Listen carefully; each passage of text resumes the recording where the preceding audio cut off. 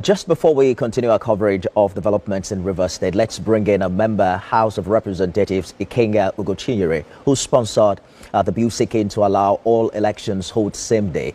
Honorable, thanks for joining us on the news tonight. Though consolidating elections into a single day may reduce costs, critics argue it could also lead to voter fatigue and reduced turnout, especially in rural areas where logistics are challenging. As we speak, INEC still struggles with logistical failures even during standalone elections. How does your bill address these concerns?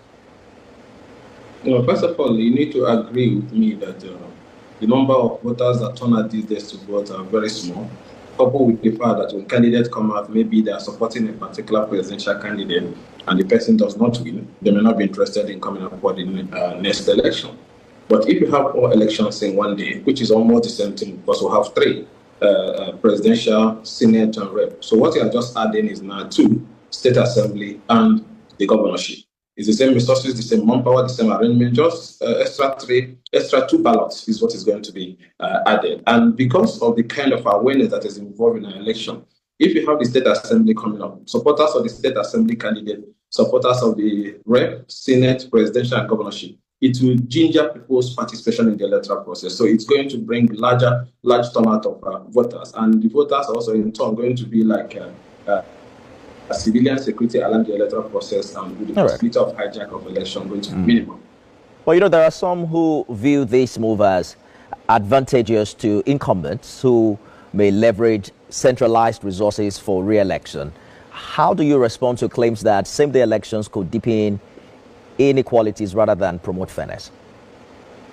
It's going to promote a very transparent process. Just imagine agents of different political parties running for state assembly. Imagine the agents of different political parties running for senate, for rep, for presidents, for governorship. You may have over 30 people acting as the agent at the polling unit, thereby protecting the electoral process. It's going to make the process to be more transparent, more credible, and more participatory, and also save us costs. So it doesn't give any advantage to whether opposition or whether ruling government. It gives advantage to the people to have the ability to elect the kind of leaders they really want.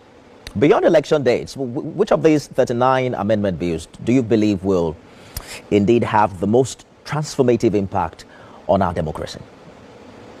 Almost one third of them today. You saw the proposal that intends to ensure that once people are elected into political office, that the tribunal should be able to dispense with the matter before you are sworn in. So before you are sworn in as governor or as president or state assembly or federal lawmaker, the tribunal should be able to decide whether you won or not. You have the provision for the proposal also that went through second reading on the issue of local government and state police, which will help in providing effective policing, which is critical to security that will bring development. You have the proposal also that protects judicial officers from harassment from the executive, that makes provision for agency to be the one involved in their removal. You saw also the one that tends to create, there's a whole lot of them both on judicial, political, and economic reform. So going into third reading and before the Committee on Constitutional Amendment, I think the Nigerian people is going to get a lot by the time the committee sieves through this process and brings out the best legislation that will deepen our electoral and political process.